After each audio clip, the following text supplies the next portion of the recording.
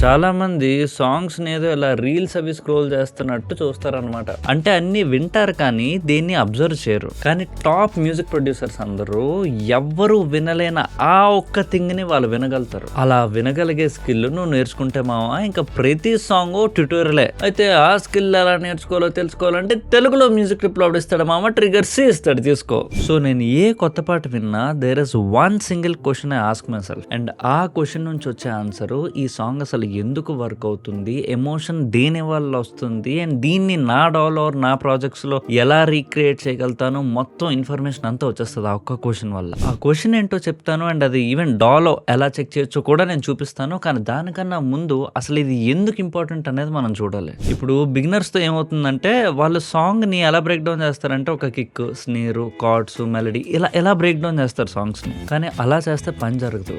Real analysis అనేది మనం song లోని ఏ ఎమోషన్ ఎందుకు వచ్చింది, ఆ ఎమోషన్ మనం ఎందుకు ఫీల్ అవుతున్నాం అని తెలుసుకోవడంలోనే ఆ బ్రేక్ డౌన్ మనం చేయగలుగుతాం. దాన్ని విధంగా మనం పర్స్పెక్టివ్ ఫస్ట్ లిస్నింగ్ అని కూడా అనొచ్చు. మ్యాటర్ ఫ్యాక్ట్ ఈ ఛానల్లోని మిక్స్ ఏజెన్సీ ఛానల్లో నేను చెప్పే ప్రతి ఒక్కటి కూడా ఈ ఫౌండేషన్ పైన బేస్ అయి ఉంటది. ఓకే, సో ఇప్పుడు ఇందాక చెప్పిన సీక్రెట్ క్వశ్చన్ లోకి వచ్చేద్దాం. సో ఆ క్వశ్చన్ ఏంటంటే మనం వింటున్న పర్టికులర్ సెక్షన్ ఏదైతే ఉంటుందో ఆ సెక్షన్ నాకు ఎటువంటి ఎమోషన్ ఫీల్ చేయిస్తుంది అనేది అనమాట. ఏ ప్లగిన్ వాడారు అన్నది కాదు, ఏ స్కేల్ లో ఉంది సాంగ్ అన్నది కాదు. సో ఇన్ అదర్ వర్డ్స్ ఆ మూమెంట్ లో ఉన్న ఒక పర్టికులర్ ఎమోషన్ ఏంటో మనం తెలుసుకొని ఈ ఎమోషన్ అసలు దేని వల్ల వచ్చిందని రివర్స్ ఇంజనీర్ చేయడం అనమాట. ఒక పాయింట్ లో మనకు ఒక ఊపు వస్తుంది, లేకపోతే బాధ వస్తుంది, ఏదో ఒక ఫీలింగ్ వస్తుంది. ఈ ఫీలింగ్ రావడానికి ఆ particular music director a technical choices తీసుకోవడం వల్ల ఇలా వచ్చి ఉండొచ్చు అని రివర్స్ ఇంజనీర్ చేస్తే మనం ఒక ఎమోషన్ కావాల్సినప్పుడు ఏ టెక్నిక్స్ ని వాడేది అచీవ్ చేయొచ్చు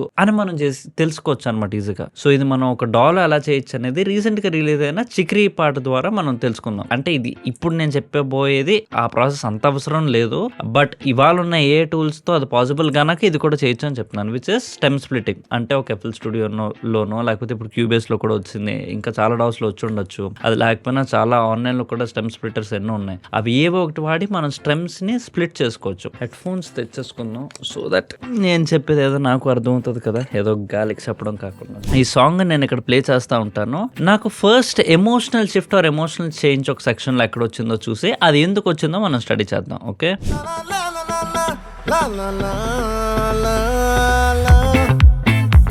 ఓకే, అక్కడ ఫస్ట్ ఎమోషనల్ షిఫ్ట్ వచ్చింది. సో అది దేని వల్ల వచ్చింది అనేది మనం స్టడీ చేయాలి. ఒక్కొక్క ఇన్స్ట్రుమెంట్ ని తీసేయచ్చు. అంటే ముందు బేస్ ని తీసేద్దాం. స్టిల్ ఆ డిఫరెన్స్ ఉంది. ఓకే, ఇప్పుడు డ్రమ్స్ తీసేద్దాం. ఇంకా ఆ ఫీల్ ఉంది. ఇప్పుడు ఇన్స్ట్రుమెంట్స్ ని తీసేద్దాం.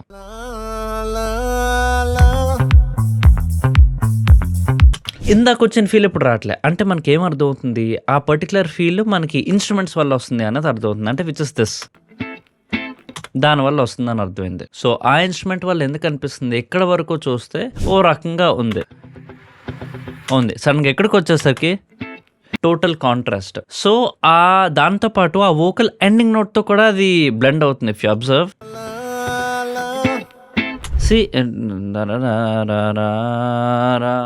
అంటే వచ్చినప్పుడు అక్కడ నుంచే ఆ కార్డ్ అందుకోవడం. So that is how that composition is done. అలా జస్ట్ ప్రొడక్షన్ డెసిషన్స్ కాదు, ఈవెన్ మిక్స్ డెసిషన్స్ కూడా చూడొచ్చు. ఫర్ ఎగ్జాంపుల్ ఈ పర్టికులర్ ప్లేస్ లో చూడండి ఒక ఎకో వస్తుంది. ఇప్పుడు ఆ డిలే లేకపోతే ఎలా ఉంటుంది అనేది చూద్దాం. ఓకే, ఇది ఎలా ఉంది, అదే అది ఉంటే